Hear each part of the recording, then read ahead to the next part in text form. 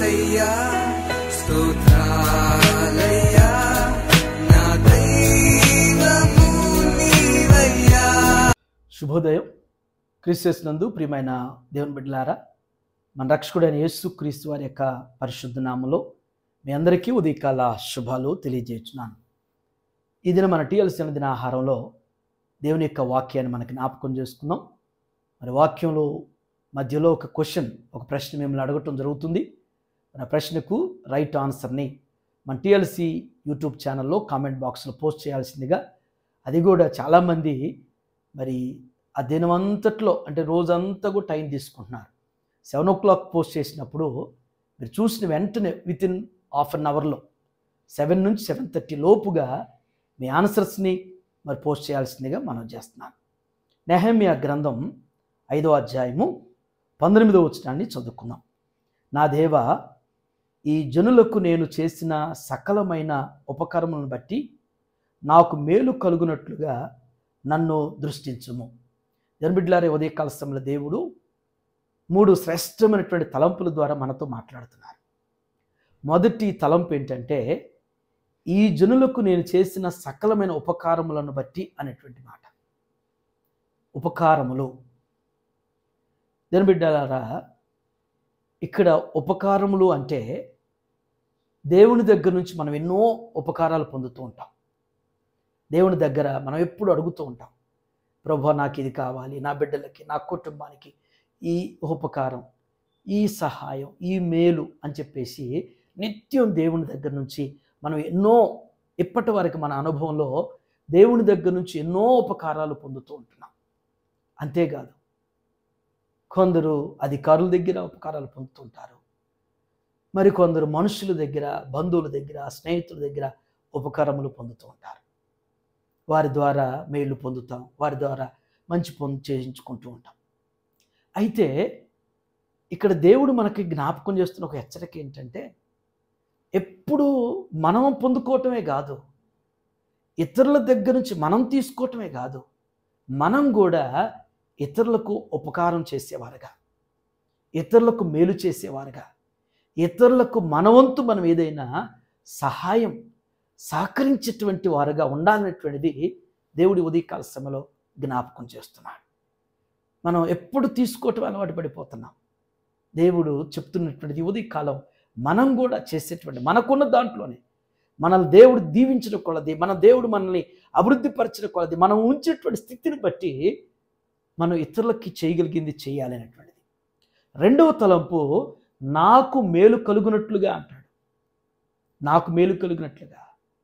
ఉపకారములు చేసినటువంటి వ్యక్తి, ఇతరులకు మేలు చేసిన వ్యక్తికి మేలు కలగాలని కోరుకోవటంలో తప్పు కాదు కదా.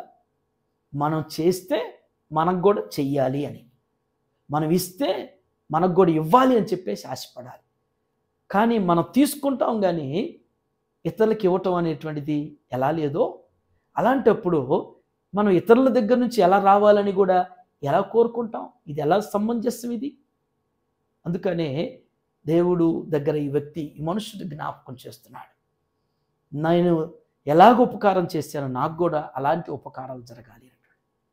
మూడవ తలంపు ఏంటంటే, నన్ను దృష్టించుము అంటున్నాడు. ప్రభువా, నేను ఎలా ఉంటున్నానో, ఎలా చేస్తూ ఉన్నానో, ఏ విధంగా చేస్తున్నానో నన్ను ఒక్కసారి నువ్వు దృష్టించు. దేవుని బిడ్డలారా, నిజమే, దేవుడు మంచివారిని చెడ్డవారిని చూస్తూ ఉంటాడు. మనం చేసేటువంటి క్రియలన్నీ కూడా, మన పనులన్నీ కూడా అవి మేలుకరంగా హానికరంగా ఉన్నాయో అవన్నిటిని కూడా దేవుడు దృష్టిస్తూ ఉన్నాడు. దేవుడు అన్నిటిని చూస్తాడు. అందుకనే వాని క్రియలు చొప్పున ప్రతి వానికి నేను జీతం సిద్ధం చేశాను అంటాడు, ప్రతిఫలం ఇచ్చుదును అంటాడు. అందుకని భక్తులు అంటున్న మాట ఏంటంటే, నన్ను దృష్టించు అంటున్నాడు. నీ కనుదృష్టి నా మీద ఉంచితే, దేవుని కనుదృష్టి మన మీద ఉంటే ఎంత దీవెనకరం, అది ఎంత ఆశీర్వాదం, ఎంత అభివృద్ధి అనేటువంటిది మన వైపు ఉండిద్ది, ఎంతగా దీవించబడతాం. ఇప్పటికైనా మనల్ని దేవుడు దృష్టించే విధంగా మన జీవితాలు ఉన్నాయో లేదనేటువంటిది చిన్న స్వపరీక్ష. దేవుడు మనం దృష్టించి మనకి సహాయం చేసే విధంగా, ఇంకెక్కువ మేలు చేసే విధంగా మనం జీవిస్తున్నామో లేదనేటువంటిది, కలిగి ఉండటం అనేటువంటిది మనం జీవించిన కాలంలో, మరి మనం ఎంతకాలం జీవిస్తామనేటువంటిది మనకు తెలియదు. కానీ దేవుడు మన పట్ల ఏర్పాటు చేసేటువంటి ప్రణాళికల్లో మనం ఇతరులకు మేలుకరంగా, ఇతరులకు ప్రయోజనకరంగా, అంటే మేలు చేసి మేలు పొందేటువంటి వారుగా, దేవుని దృష్టి మన వైపుకు మళ్లించుకునేటువంటి వారుగా ఉండేటువంటి రీతిలో మన జీవితాన్ని దేవుడు ఆధ్యాత్మికంగా, భౌతికంగా స్థిరపరుస్తూ బలపరచునుగాక. ఆమేన్. ఇది మన క్వశ్చన్ ఏంటంటే, ఇక్కడ ఈ వచనంలో మేలు చేసినటువంటి వ్యక్తి ఎవరు? ఈ వచనంలో మనం ఈ దినం జ్ఞాపకం చేసుకున్నటువంటి భాగంలో నుంచి మేలు చేసినటువంటి వ్యక్తి ఎవరు, ఆ వ్యక్తి పేరుని మీరు కామెంట్ బాక్స్లో పోస్ట్ చేయాల్సిందిగా మనం చేస్తున్నాం.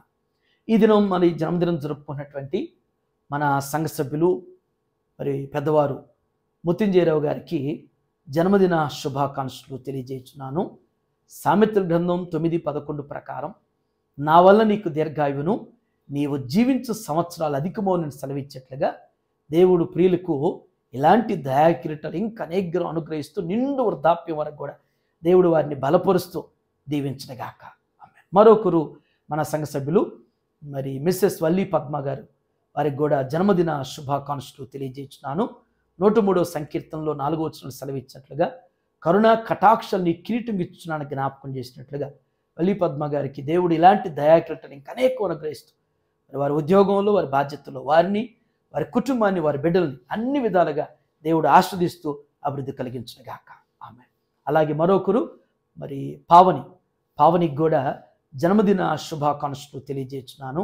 65వ సంకీర్తన 11వ వచనం ప్రకారం, సంవత్సరమును దయాకిరీటిని నీకు ధరింపజేసి నీ జాడల సారం వెదజలను జ్ఞాపకం చేసినట్లుగా పావనికి దేవుడు ఇలాంటి దయాకిరీటిని ఇంకా అనేకం అనుగ్రహిస్తూ తన జాబులో, తన కెరీర్ అంతటిని కూడా దేవుడు ఉన్నతంగా బలపరుస్తూ దీవించనుగా. ఎందుకు నన్నింతగా నీవు ప్రేమించితివో దేవా, ఎందుకు నన్నింతగా నీవు ప్రేమించితివో దేవా, ఎందుకు నన్నింతగా నీవు ప్రేమించితివో దేవా, ఎందుకు నన్నింతగా నీవు ప్రేమించితివో దేవా, ఎందుకు నన్నింతగా నీవు ప్రేమించితివో దేవా, ఎందుకు నన్నింతగా. ఆమేన్. ప్రార్థన చేసుకుందాం. మా మంచి కాపురమైన మా యేసు ప్రభువా, మీ పరిశుద్ధ పాదాలు కొందనాలు. ఏ ఉదయం నాయన శ్రేష్టమైనటువంటి వాక్కు చేత నాయన మా ఆత్మీయ జీవితాన్ని పరిశీలన చేసుకోవటానికి, పరీక్షించుకోవటానికి, మమ్మల్ని మేము తొంగి చూసుకోగలిగినటువంటి హెచ్చరికను మాకు తెలియపరిచిన దాన్ని బట్టి మీకు వందనాలు. దేవా, మేము మేళ్ళు పొందుకునేవారుగా, మేము ఉపకారములు చేయించుకునేటువంటి వారుగా, ఇతరుల దగ్గర నుంచి నాయన సహాయం చేయించుకునేటువంటి వారు ఉంటూ మేము కూడా చేసేటువంటి మనస్సు, అట్టి హృదయాన్ని, అట్టి బుద్ధిని మేము కలిగి జీవించుటకు మీ కృపద ఇచ్చామని ప్రార్థన చేస్తున్నాం. ఎత్తబడినటువంటి వాక్యాన్ని ప్రతి హృదయంలో నీరుగట్టి ఫలింపచేయండి. ఇదిన బిడ్డలు చేరినటువంటి వారి పనుల్లో, వారి ప్రయాణాలు, వారి బాధ్యతలు మీరు తోడని నడిపించండి ప్రభువా. ఇదిన నాయన జన్మదినం జరుపుకుంటున్నటువంటి మా ప్రియులు పెద్దవారు నాయన ముత్యంజయరావు గారిని బట్టి ప్రత్యేక మీకు వందనాలు. మీ దాసునికి నాయన ఇలాంటి దయాకిరీటం ఇంకా అనేకం అనుగ్రహిస్తూ అయ్యా వారి ఇంకా ఆరోగ్యంతో, ఆయుష్తో బలపరచండి. వారికి ఇచ్చేటువంటి కుటుంబాన్ని, వారి బిడ్డల్ని మీరు దీవించి మీ కృపలో వర్ధలింపచేయండి. అలాగే నాయన వల్లి పద్మ బట్టి కూడా మీకు వందనాలు ప్రభువా. దేవారి చిన్ని కుటుంబాన్ని మీరు దీవించండి అయ్యా. వారి బిడ్డలు మీరు ఆస్వాదించండి. వారి కుటుంబంలో మీ కార్యాల ద్వారా బలపరచండి. నీ బిడ్డ నాయన ఇలాంటి దయాకిరీటం ఇంకా అనేకం పొందుకుంటున్నా ప్రభువా. తన బాధ్యతల్లో నాయన వర్ధిల్లుటకు మీ కృప దయచేసి దీవించండి నాయన. మరి పావనిని కూడా జ్ఞాపకం చేసుకోండి. బిడ్డను మీరు దీవించండి. మీరు ఇచ్చిన దయాకిరీటం కింద తన భవిష్యత్తు ఉన్నతంగా దీవించబట్టుకు మీ కృప దయచేయండి నాయన. నీ బిడ్డ యొక్క ఉద్యోగంలో, బాధ్యతలో, ప్రయాణాలు మీరు తోడుగా ఉండండి. వారి యొక్క తల్లిదండ్రులు కూడా జ్ఞాపకం చేసుకోండి. యోహాన్ రాజు గారి దంపతులను మీరు దీవించిన ఆయన మీ కృపలో వర్ధిల్లింపచేయమని యేసు నామములో ఈ ప్రార్థన మీకు సమర్పించున్నాను తండ్రి. Amen. God bless you all.